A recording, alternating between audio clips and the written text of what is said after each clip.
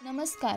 संतोष आबाकाकडे प्रस्तुत स्वयंभू यूट्यूब चॅनलमध्ये आपणा सर्वांचं सहर्ष स्वागत. संतोष आबाकाकडे प्रस्तुत माझा गाव माझा देश या सदरात ताज्या घडामोडी जरूर ऐका. स्वयंभू यूट्यूब चॅनल ग्रुपमध्ये सहभागी होण्यासाठी खाली दिलेल्या क्रमांकावर संपर्क साधा. चॅनलला सबस्क्राईब करा, लाईक करा आणि शेअर करा. या ठिकाणी आपल्याला लाभलेली आहे तेव्हा बाबासाहेब आपल्याला मी पुन्हा एकदा धन्यवाद देतो, आपलं पुन्हा एकदा स्वागत करतो आणि आपल्या प्रत्यक्ष मुलाखतीला आपण सुरुवात करूया. महाराष्ट्र विधानसभेतील शिवसेनेअंतर्गत 37 आमदारांनी बंड पुकारताच तत्कालीन विधानसभा अध्यक्ष नरहरी झिरवाळ साहेब यांनी 16 आमदारांना 48 तासांची शोकास नोटीस दिली आणि यावर न्यायालयाने नवलक निर्णय न घेता 27 जून रोजी 11 जुलैची तारीख दिली. ही तारीख लांबची आहे हे तर आपल्याला निर्भयपणे मान्य केलं पाहिजे. परंतु एक गोष्ट नक्की की हे प्रकरण न्याय प्रविष्ट होतं तरीही राज्यपालांनी एकनाथ शिंदे यांना 2 दिवसांचे अधिवेशन बोलावून न्यायालय जो आदेश दिला हा कितपत योग्य आहे आणि या प्रश्नाची माहिती सोडवण्याची उत्सुकता आम्हाला बाबासाहेब तुमच्याकडून आहे. तरी याबाबत आपलं काय मत आहे? मी एक 5 मिनिटांमध्ये आपल्याला राज्यपालांची भूमिका स्पष्ट करतो. लॉ कॉलेजमध्ये शिकवताना किंवा LLMच्या विद्यार्थ्यांना शिकवताना साधारणतः 8 ते 10 लेक्चर्स याच्यावर घेतली जातात. ते कॉम्प्रेस करून आपल्याला सांगतो. आपल्या इथे संघराज्य व्यवस्था आहे, त्यामुळे केंद्र सरकार आहे. 28 राज्य 29 होती पण काश्मीर गेल्यामुळे आता 28 राज्य राहिली. प्रत्येक राज्यामध्ये गव्हर्नर असतात.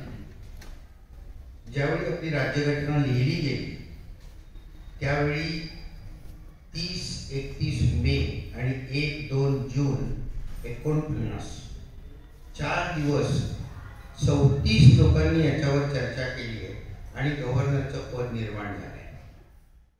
आता हे जे पद निर्माण झालं याची निवडणूक घ्यावी का त्याला नॉमिनेट करावं इतपत चर्चा झाली आणि त्यावेळी अत्यंत स्वच्छ शब्दात सांगण्यात आलं की आपण वेस्टमिन्स्टर गव्हर्नमेंट म्हणजे इंग्लंडमधलं पार्लमेंटरी सिस्टीम घेतलेली असल्यामुळे निवडलेला जर का गव्हर्नर असेल तर त्याच्या हातातील डायरेक्ट लोकांकडनं सत्ता येईल असं चुकीचं होईल. कारण गव्हर्नर हे नॉमिनल पद आहे आणि मुख्यमंत्र्याच्या हातात सत्ता आहे.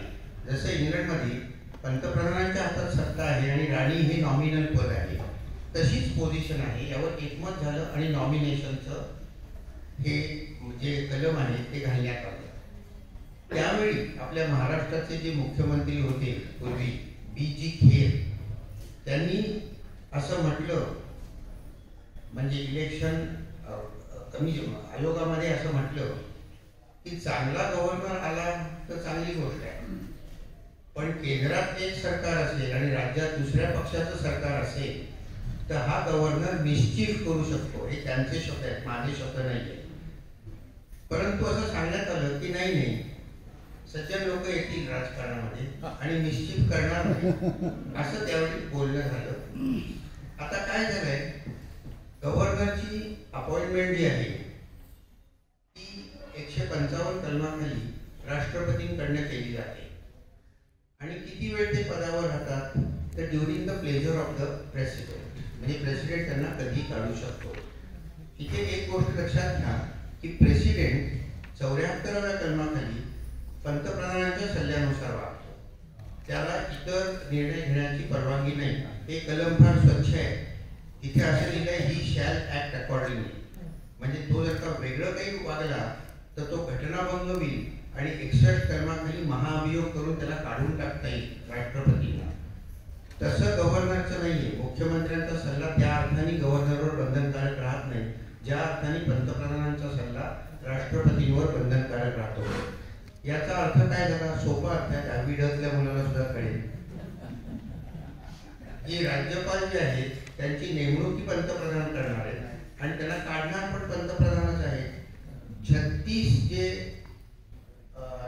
नेमले गेले मोदी सरकार आल्यापासून, त्यातले 34 RSSचे मेंबर आहेत.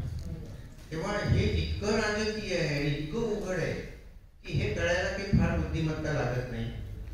आता 163 कलमाखाली असं लिहिलेलं आहे की there shall be a council of ministers with the chief minister at the head to aid and advise the governor, आणि गव्हर्नरनी त्याप्रमाणे वागावं अशी अपेक्षा असते. परंतु एक पळ पुढे वेगळी आहे की गव्हर्नरला काही बाबतीमध्ये डिस्क्रिशनची पॉवर आहे, म्हणजे तारतम्य वापरण्याची पॉवर जी प्रेसिडेंटला नाही आहे. पण एक लक्षात घ्या की हे जे तारतम्य आहे हे घटनात्मक तारतम्य आहे, व्यक्तिगत तारतम्य नाही. आणि मग घटनेमध्ये काय तारतम्य आहे ते लिहिलेलं आहे.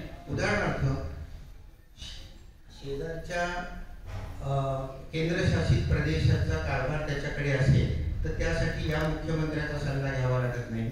किंवा आसाममध्ये काही अधिकार दिले किंवा 371 कलमापासून पुढच्या 7-8 कलमांमध्ये काही रिस्पॉन्सिबिलिटीज दिल्या आहेत.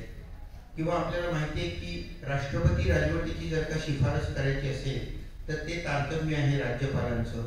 किंवा एखादं बिल प्रेसिडेंट करता रिझर्व्ह ठेवायचं आहे, हे तारतम्य आहे 200 कलमाखाली. या व्यतिरिक्त कुठलंही तारतम्य गव्हर्नरला दिलेलं नाही. आणि त्यामुळे 174 कलमाखाली विधानसभेची बैठक बोलावणं किंवा ती स्थगित करणं किंवा विसर्जित करणं हे अधिकार जे गव्हर्नरचे आहेत ते मुख्यमंत्र्यांच्या सल्ल्यानुसारच करावे लागतात. ही घटनेची प्रोव्हिजन आहे.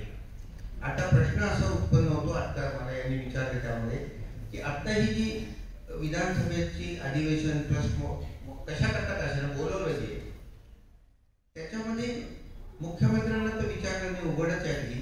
पण त्याहून वाईट गोष्ट एक काय घडली माझ्यासारख्यासाठी, जो घटना शिकवताना दुःखद गोष्ट आहे की राज्यपाल असे कसे वागू शकतात की 8 वाजता विरोधी पक्षनेता तुमच्या घरी येतो, तो तुम्हाला सांगतो बोलवा म्हणून, आणि तुमचं सगळं आधीच ठरलेलं आहे. पण तो तुमच्या इथे असताना टीव्हीवर तुम्ही छापलेलं पत्र दाखवताय की बोलवतोय आम्ही.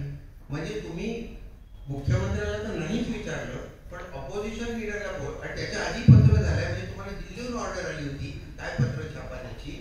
हे इतकं उघड आहे सगळं, हे सगळं बेकायदेशीर आहे. तेव्हा गव्हर्नरची पोझिशन जी आहे महाराष्ट्रातली आतापर्यंत जे अनालिसिस आहे, किंवा उदाहरणार्थ जे 12 सदस्य विधान परिषदेवर नेमायचे होते, हा अधिकार मंत्रिमंडळाचा आहे, हा गव्हर्नरचा नाही आहे. परंतु काय असतं, आमच्या कायद्यामध्ये आम्ही नेहमी शिकवतो की law breakers are smarter than law makers. त्यामुळे वळवाटा काढण्याकरता तर वकील असतात ना, वळवाटा काढण्याकरताच असतात. आणि त्यामुळे लक्षात घ्या की विधान परिषदेत सल्ला आला की या 12 लोकांना नेमा. किती वेळात नेमायचं हे कुठे लिहिलंय? मग महिना गेला, 2 महिने गेले, 2 वर्ष गेली, नाहीच नेमलं. आता इथे तुम्हाला सांगतो की आम्ही घटना शिकवताना काय सांगतो की घटनेत ते बारीक बारीक गोष्टी लिहिलेल्या नसतात, त्या वाचायच्या असतात. त्याला डॉक्ट्रिन ऑफ सायलेन्सेस म्हणतो आम्ही आमच्या ज्युरिस्प्रुडन्समध्ये. डॉक्ट्रिन ऑफ सायलेन्सेस याचा अर्थ असा की तिथे काही लिहिलेलं नसेल तर ॲज सून ॲज पॉसिबल असं तिथे वाचायला पाहिजे. आता तुम्ही नाही वाचायचं ठरवलं. आता उदाहरणार्थ, आता तसं घडणार नाही. बघा घडेल का? समजा एकनाथ शिंदे साहेबांनी यांना सांगितलं की यांना मंत्री नेमा, गव्हर्नर नेमणार की नाही? बघतो कुठे लिहिल्या घटनेत केव्हा नेमायचे? 2 वर्षांनी नेमतो. तुम्ही आता सांगितलं 2 वर्षांनी नेमतो. हे करतील का? तर आत्ताचे गव्हर्नर ते करणार नाही. कारण देवेंद्रलाही दिल्लीहूनच वायर ओढल्या जातात, त्यांना आपले कोश्यारी नाही दिल्लीहूनच वायर ओढल्या जातात. त्यामुळे दिल्लीला अमित शहा आणि मोदी काय ठरवतात त्याच्यावर ठरणार की महाराष्ट्रात काय घडणार. इतकं सोपं आहे सगळं. याचं रेकॉर्डिंग चाललंय का? वर्गासमोर शिकवतो तसं मी इथे बोलतोय, आणि वर्गासमोर जर का शिक्षक काही शिकवत असेल तर सुप्रीम कोर्टाने असं सांगितलंय की डॉक्टर आणि पेशंटमध्ये जसं प्रिव्हिलेज कम्युनिकेशन असतं तसं शिक्षक आणि विद्यार्थ्यांमध्ये प्रिव्हिलेज कम्युनिकेशन असतं. आणि त्यामुळे मी काय बोलतो हे भारतातल्या कुठल्याही कोर्टात एव्हिडन्स म्हणून दाखल करता येत नाही.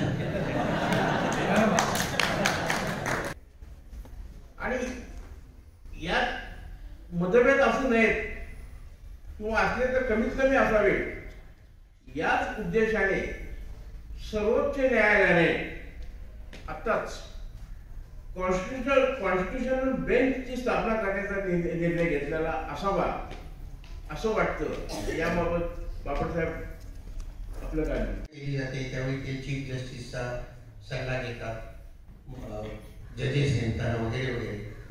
पण त्यात असं घडायला लागलं की आपल्या आवडीचे जजेस नेमायचे आणि जे नको त्यांना बाहेर काढायचं. या सगळ्या चुकीच्या कल्पना ज्या आहेत त्या इंदिरा गांधींच्या काळापासून सुरू झाल्या आणि मोदींनी त्या कार्यक्षमपणे चालू ठेवल्या. इंदिरा गांधींच्या काळात हे चालू झालं. आता उदाहरणार्थ केशवानंद भारती खटला जो झाला, ज्याच्यात निर्णय दिला गेला की घटनेचा कुठलाही भाग बदलता येईल पण बेसिक स्ट्रक्चर बदलता येणार नाही.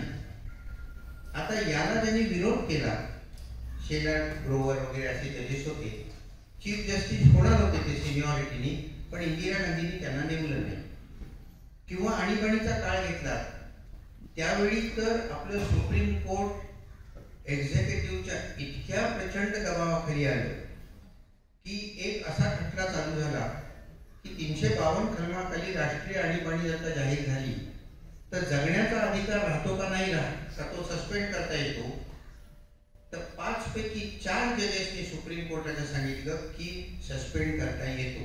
आणीबाणीमध्ये जगण्याचा सुद्धा अधिकार भारतीय नागरिकाला नाही.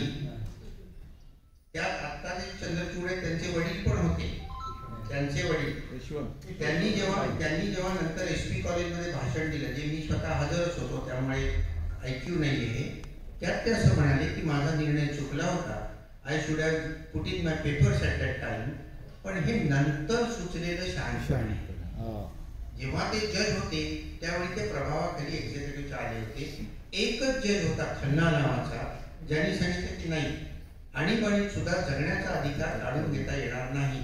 त्यामुळे खन्नांचं नाव आमच्या ज्युरिस्प्रुडन्स मध्ये गोल्डन अक्षरांनी लिहिलेलं असतं. परंतु खन्नांना त्याची किंमत मोजावी लागली. जेव्हा चीफ जस्टिसची अपॉइंटमेंट झाली पुढची, तर इंदिरा गांधींनी त्यांना नेमलं नाही. तेव्हा पंतप्रधान नेमणुकीमध्ये जेव्हा हस्तक्षेप करायला लागले तेव्हा सुप्रीम कोर्टाने कलेजियम सिस्टीम निर्माण केली आणि आता 5 जजेसचं कलेजियम असतं, जे ठरवतं जजेसचं की कुठल्या जजला नेमायचं. आता ही सत्ता मोदींच्या हातात नाही. मोदींनी 99वी घटना दुरुस्ती करून ज्युडिशियल अपॉइंटमेंट्स कमिशन निर्माण केलं होतं 124 कलमात सुधारणा करून, आणि त्यात त्यांनी काय केलं, 3 जजेस कमिशन निर्माण करायचं, 3 जजेस, 4था लॉ मिनिस्टर आणि 2 आणखी प्रसिद्ध व्यक्ती ज्यांची निवड हे पंतप्रधान ऑपोजिशन लीडर वगैरे करतील आणि हे 6 जण ठरवतील की कोणाला नेमायचं. तेव्हा सुप्रीम कोर्टाने सांगितलं की न्यायालयीन स्वातंत्र्यावर यामुळे बंधन येणार आहे, कारण लॉ मिनिस्टर आहे त्याच्यामध्ये. लॉ मिनिस्टर पंतप्रधानांचं सांगितलेलंच ऐकत असतो आणि त्यामुळे ही घटना दुरुस्तीच घटनाबाह्य आहे आणि त्यामुळे 99वी घटना दुरुस्ती ही अनकॉन्स्टिट्युशनल ठरवण्यात आली आहे. भारतातल्या सुप्रीम कोर्टाला ही पॉवर आहे, इतर देशाच्या सुप्रीम कोर्टाला ही पॉवर नाहीये की घटना दुरुस्ती सुद्धा घटनाबाह्य ठरवता येते. 42वी घटना दुरुस्ती जेव्हा केली इंदिरा गांधींनी, त्यातला काही भाग घटनाबाह्य ठरवला होता. राजीव गांधींनी जेव्हा 52वी घटना दुरुस्ती केली पक्षांतर बंदी कायद्याची, त्यातला काही भाग घटनाबाह्य ठरवला होता आणि आता 99वी घटना दुरुस्ती जी मोदींनी केली त्यातलाही काही भाग हा घटनाबाह्य ठरवला आहे. तेव्हा या सगळ्याच्या डोक्यावर एक सुप्रीम कोर्ट आहे आणि म्हणून भारताची लोकशाही ही 75 वर्ष झाली. न्यायाधीशांची निवृत्ती जी असते त्याच्यानंतर त्यांना पद मिळतात. तर न्यायालयीन स्वातंत्र्य जपण्याकरता आपल्या राज्यघटनेमध्ये अनेक तरतुदी केलेल्या आहेत. त्यांचा पगार चांगला असतो, तो कमी करता येत नाही, त्यांना काढून टाकता येत नाही, महाभियोग करावा लागतो वगैरे वगैरे वगैरे. पण एक गोष्ट या कॉन्स्टिट्युएंट असेंब्लीच्या नजरेतून चुकली. वास्तविक फार विद्वान लोक तिथे होते. 284 लोक 3 वर्ष एकत्र बसले होते, आंबेडकर, नेहरू, राजेंद्र प्रसाद या लेवलचे. त्यामुळे इट्स अ परफेक्ट डॉक्युमेंट. पण तरी काही चुका राहतात नेहमी. तशी एक चूक बारीकशी अशी राहिली की 65 वर्षाचं झाल्यानंतर जेव्हा सुप्रीम कोर्ट जज रिटायर होतो त्याच्यानंतर त्याला गव्हर्नमेंट पोझिशन स्वीकारता येते. आता राज्यघटनेतल्या काही पदांना, उदाहरणार्थ auditor general, comptroller and auditor general of India किंवा UPSCचा जो अध्यक्ष असतो त्याला नंतर गव्हर्नमेंट पद घेता येत नाही. ती तरतूद सुप्रीम कोर्ट जजेसच्या बाबतीत नाही आहे आणि त्यामुळे सुप्रीम कोर्ट जज रिटायर झाला की त्याला गव्हर्नर नेमलं जातं, त्याला अँबॅसिडर म्हणून स्वित्झर्लंडला पाठवलं जातं, त्याला कमिशनवर नेमलं जातं. आपल्याकडची कमिशन तुम्हाला माहिती आहे ती 5 वर्ष चालतात आणि सगळ्या गोष्टी असतात. तेव्हा असं त्यांची तरतूद केली जाते. त्यामुळे अशी एक शक्यता आहे, मी फार काळजीपूर्वक बोलतो इथे, न्यायाधीशांच्या कॅरेक्टर बद्दल किंवा इंटिग्रिटी बद्दल मी बोलत नाहीये, पण मानवी स्वभाव आहे शेवट की आपण प्रबोधनाला बळी पडू शकतो. तेव्हा आपल्याला हे पद कोण देणार, आपल्याला गव्हर्नर कोण करणार, आपल्याला अँबॅसिडर कोण करणार, तर राष्ट्रपती करणार. राष्ट्रपती कोणाच्या सल्ल्यावरनं करणार, तर पंतप्रधानांच्या सल्ल्यावरनं करणार. म्हणजे थोडक्यात पंतप्रधानांचे पाय धरून जर का आपण राहिलो तर आपल्याला नंतर चांगलं पद मिळू शकतं, हे निश्चित झालं. एक रिसर्च याच्यावर झाला होता जो मी शिक्षक आणि विद्यार्थी या नात्याने आपल्याला सांगतोय. त्यामुळे कुठल्याही कोर्टात जाता येणार नाही याविरुद्ध. दिल्ली युनिव्हर्सिटीचा संशोधन होतं ते प्रसिद्ध झालं आणि मोरॅलिटीच्या कारणास्तव ती जी मुलगी होती MPhil करणारी, तिने हे संशोधन केलं होतं. 10 जजेस घेतले. 61-62 वर्षी अपॉइंटमेंट जेव्हा झाली त्यावेळी ते 10 निर्णयांपैकी 9 निर्णय सरकारच्या विरुद्ध देत होते आणि एकच सरकारच्या बाजूने देत होते. पण जसजसं वय वाढायला लागलं आणि 63, 64, 65 कडे यायला लागलं, 65 वर्षी आपण रिटायर होणार, त्यावेळी 9 जजमेंट सरकारच्या बाजूने जायला लागली आणि एक विरुद्ध जायला लागलं. तेव्हा निर्विवाद याच्यावर प्रलोभनाला बळी पडू शकतात आणि जे आता सर्रास चाललेलं आहे. गेल्याच काही दिवसामध्ये काही जजेस गव्हर्नर झालेले आहेत, काहींना राज्यसभेचं मेंबरशिप मिळालेली आहे वगैरे वगैरे. फार डिटेल्समध्ये जायचं कारण नाही. तेव्हा एक्झिक्युटिव्हच्या दबावाखाली जसं इंदिरा गांधींच्या काळात होत होतं तसंच काही प्रमाणात आत्ताच्या काळात होत आहे. साधारणतः 1971 नंतर या पक्षातनं त्या पक्षातनं या पक्षात खूप उड्या मारायला जेव्हा सुरुवात झाली त्याला आपण पक्षांतर म्हणतो किंवा डिफेक्शन म्हणतो इंग्लिशमध्ये. सर्व देशांमध्ये हे होतं. समोरासमोर असतात त्यामुळे फ्लोअर क्रॉसिंग असा शब्द त्या ठिकाणी आहे. न्यूझीलंडमध्ये याला शिप जम्पिंग म्हणतात. सगळ्या देशांमध्ये हे आहे आणि सगळ्या देशांमध्ये याच्या विरुद्ध योग्य ती उपाययोजना पण झालेली आहे. तेव्हा भारतामध्ये इंदिरा गांधींपासून मोरारजी देसाईंपासून वाजपेयीपर्यंत सगळ्यांचं असं मत होतं की अँटी डिफेक्शन लॉ करायला पाहिजे. पण काय झालं, इंदिरा गांधी आणीबाणीनंतर हारल्या आणि मोरारजी म्हणत होते की अँटी डिफेक्शन लॉ पाहिजे. पण त्यावेळी इंदिरा गांधींकडनं मोरारजी देसाईंकडे लोक येत होते. त्यामुळे ते म्हणजे थोडा विचार करू याच्यावर आणि नंतर करू आपण हा कायदा. तेव्हा विचार काही झाला नाही. त्यानंतर काय झालं की इंदिरा गांधी पुन्हा सत्तेवर आल्या आणि मग इंदिरा गांधी पुन्हा सत्तेवर आल्या आणि मग जनता सरकारकडनं इंदिरा गांधींकडे लोक यायला लागले. तेव्हा इंदिरा गांधी म्हणाले बरं जरा थांबा, विचार करून मग करू आपण हा कायदा. राजीव गांधींना मी का श्रेय देतो, राजीव गांधींचे खूप सुप्त गुण होते जे जगापर्यंत पोहोचलेले नाहीये. त्याचा एक गुण त्यांचा होता की ते बोलल्याप्रमाणे वागायचे. आता त्यांनी मॅनिफेस्टोतच लिहिलं होतं 84 साली की मी सत्तेवर आलो तर अँटी डिफेक्शन लॉ करीन.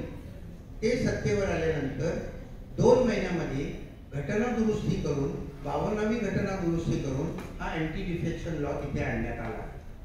राजीव गांधींचे भारताच्या लोकशाहीवर असंख्य उपकार हे या यांनी झालेले आहेत.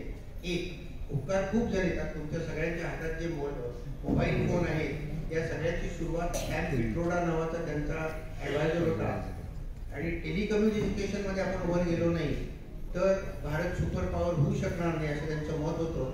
म्हणून त्यांनी इकडे सुरुवात केली. व्होटिंग एज 21 वरनं 18 वर आणलं. अनेक चांगल्या गोष्टी केल्या. पण काय असतं, मी तुम्हाला सांगायची गरज नाही, ते बोलायचे नाही. खूप गोष्टी केल्या पण ते बोलले नाही. तुम्हाला बोलावं लागतं. काही पंतप्रधान असे असतात की काही करत नाही पण बोलतात आणि मग अर्थातच त्यामुळे त्यांना लोक निवडून देतात. त्या बोलता येणं हे राजकारणामध्ये गरज आहे, हे लक्षात घ्या. अँटी डिफेक्शन लॉ कडे येतो. हा जो कायदा आहे तो असा आहे की तुम्ही स्वखुशीने पक्ष सोडला एक, किंवा सभेमध्ये, विधानसभा विधान परिषद मध्ये पक्षाच्या आदेशाच्या विरुद्ध मतदान केलं किंवा केलं नाही तर तुम्ही डिस्क्वालिफाय होता. त्याला तुम्ही आधी परवानगी काढली असेल तर डिस्क्वालिफाय होत नाही, किंवा नंतर पक्षाने तुम्हाला माफ केलं 15 दिवसात तरी डिस्क्वालिफाय होत नाही. याला 3 अपवाद होते सुरुवातीला. ते परिच्छेद आहे. त्यातल्या 3ऱ्या परिच्छेदाचा अपवाद होता स्प्लिट. स्प्लिट याचा अर्थ 1/3 जर का बाहेर गेले तर ते डिस्क्वालिफाय होणार नाही. पण काय व्हायला लागलं, 6 जणांची पार्टी असेल आणि 2 जण बाहेर गेले तर ते सुटायला लागले. आणि 2 जणांना विकत घेणं किती सोपं आहे हे पुन्हा मी तुम्हाला सांगायची गरज नाही. त्यामुळे हा कायदा करण्यात आला की हा स्प्लिट 3रं जे परिच्छेद होता तो काढून टाकला. 2003 म्हणाला. पण 4था परिच्छेद जो होता तो 2/3 चा होता. तो आहे पहिल्यापासून, तो काही नवीन केलेला नाहीये. पण त्याची अट अशी आहे, त्याच्यावर कधी विचारच झाला नव्हता आजपर्यंत. हे प्रथमच आता शिवसेनेच्या त्याच्यावर विचार झाला की 2/3 कुठले, नुसतं कुठून चालणार नाहीये, त्यांनी विलीन व्हायला पाहिजे पुढे कुठल्या तरी पक्षात. हे मर्जर आणि हा घटनेत लिहिलेला कायदा आहे. आता एक आणखी सांगतो घटनेचा प्राध्यापक म्हणून की घटनेचा अर्थ कसा लावायचा. जे लिहिलंय तोच अर्थ, दुसरा अर्थ घालता येत नाही ते त्याच्या पॉइंट 1. पण समजा तिथे अर्थ नीट लागत नसेल तर तो कायदा करताना ऑब्जेक्शन रिझन्स दिलेली असतात ती वाचायची. तेही लागत नसेल तर घटना समितीमध्ये याच्यावर चर्चा झाली होती का ते बघायचं. तेही कळलं नाही तर कन्स्ट्रक्टिव्ह कन्स्ट्रक्शन ज्याला म्हणतात की सबन घटनेशी सुसंगत असा अर्थ त्याचा लावायचा. अशा अनेक गोष्टी आहेत ज्यानुसार तो अर्थ लावावा लागतो. इथे हा अर्थ लावायची जबाबदारी हायकोर्ट सुप्रीम कोर्टावर नाहीये, कारण अत्यंत त्या पॅराग्राफचं हेडिंगच कोणी मर्जर आहे, विलिनीकरण आहे. 4थ्या पॅराग्राफचं 2/3 लोक बाहेर पडले कमीत कमी तर ते दुसऱ्या पक्षात त्यांना विलीन व्हावं लागतं किंवा दुसऱ्या पक्षाशी म्हणून नवीन पक्ष काढावा लागतो तर ते वाचतील, नाही तर ते वाचणार नाही. 3रा अपवाद जो होता तो स्पीकरचा होता. जो सभापती असतो त्याला तात्पुरता राजीनामा देऊन बाहेर पडता येतं, म्हणजे तो निपक्षपातीपणाने काम करेल अशी अपेक्षा आहे. चुकीची आहे ना. सभापती निपक्षपणाने काम करण्याची अपेक्षा चुकीची आहे. इंग्लंडमध्ये काय होतं, मला हे रेफरन्सेस द्यावेच लागतील कारण आपण इंग्लंड अमेरिकेतल्या इतक्या गोष्टी घेतल्या आहेत. इंग्लंडमध्ये सभापती झाला मनुष्य की तो आपल्या राजकीय पक्षाचा राजीनामा देतो. पुढच्या वेळी तो जेव्हा इलेक्शनला उभा राहतो त्यावेळी त्याच्या विरुद्ध कोणीही उभं राहत नाही आणि तो अनअपोज निवडून येतो. त्यामुळे तो न्यूट्रॅलिटी बाळगू शकतो. आपल्याकडचा माझ्या माहितीत अजून जन्माला यायचं असं न्यूट्रॅलिटी पाळतो, कारण त्याला चक्क जर का पक्षाने नेमलेलं असतं आणि स्पीकरला काढून टाकता येतं. ज्याला मेजॉरिटी आहे तिथे त्यांना काढून टाकता येतं. आपल्याला तर सत्तेला चिकटून राहण्याची सवय लागलेली आहे. त्यामुळे राजकीय पक्षाच्या, स्वतःच्या राजकीय पक्षाच्या विरुद्ध स्पीकर, आत्ताचे जे उपराष्ट्रपती होते व्यंकय्या नायडू, त्यांनी राजीनामा दिला होता बीजेपीचा. माहिती म्हणून सांगतो, एकच तेवढं मला माहिती आहे राजीनामा दिलेले, बाकी कोणी राजीनामा दिलेले नाहीये. त्यामुळे स्पीकरची क्रेडिबिलिटी जी असते, विश्वासार्हता जी असते ती आपल्या इथे नाही. मग त्याच्यानंतर काय आहे की याच्यात कोर्टाला पडता येणार नाही, परंतु कोर्टाने ते नाकारलं आणि त्यांनी सांगितलं की नाही 32 कलम 226 कलम किंवा रिव्ह्यू करायचं असेल आम्हाला तर आम्ही याच्यात लक्ष घालू शकतो.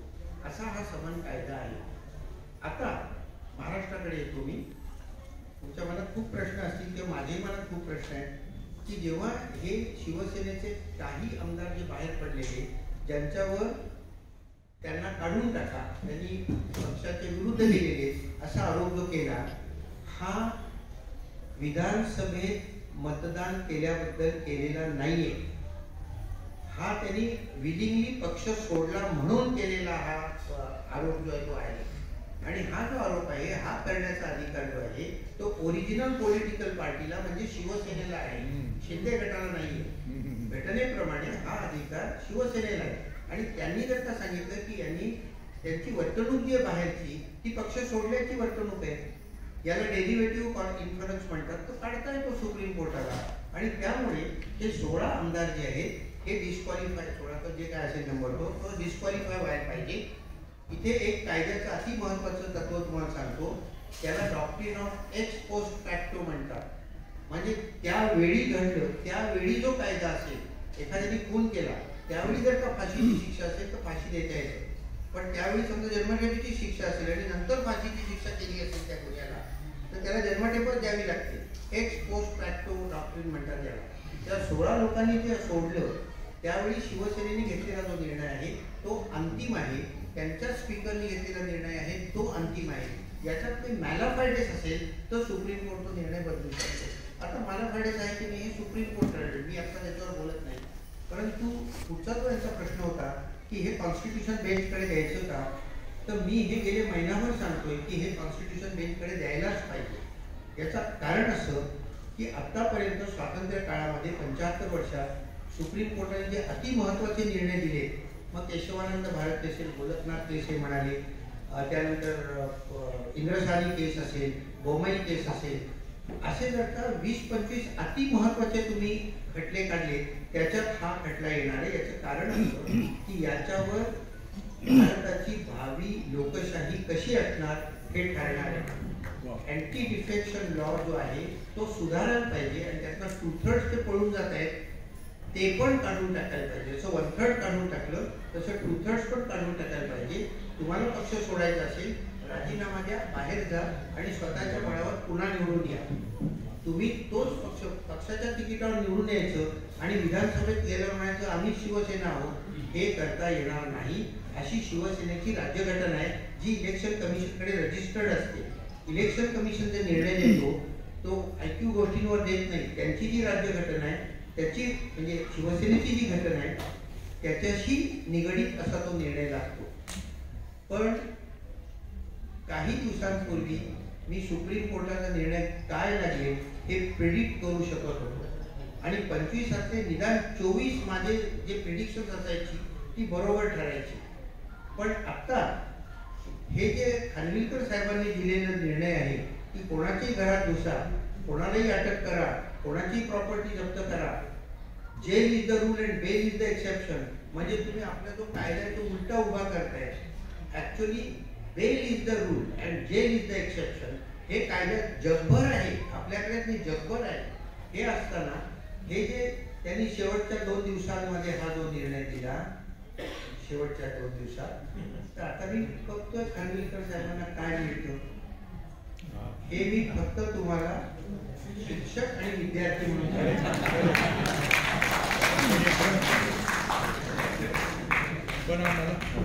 पक्षाला मान्यता देणं किंवा चिन्ह देणं हे 324 कलमाखाली जे इलेक्शन कमिशन आहे त्याला प्रचंड पॉवर्स दिलेले आहेत आणि हा त्यांचा अधिकार आहे आणि त्याच्यामध्ये सुप्रीम कोर्ट हस्तक्षेप नाही करू शकत.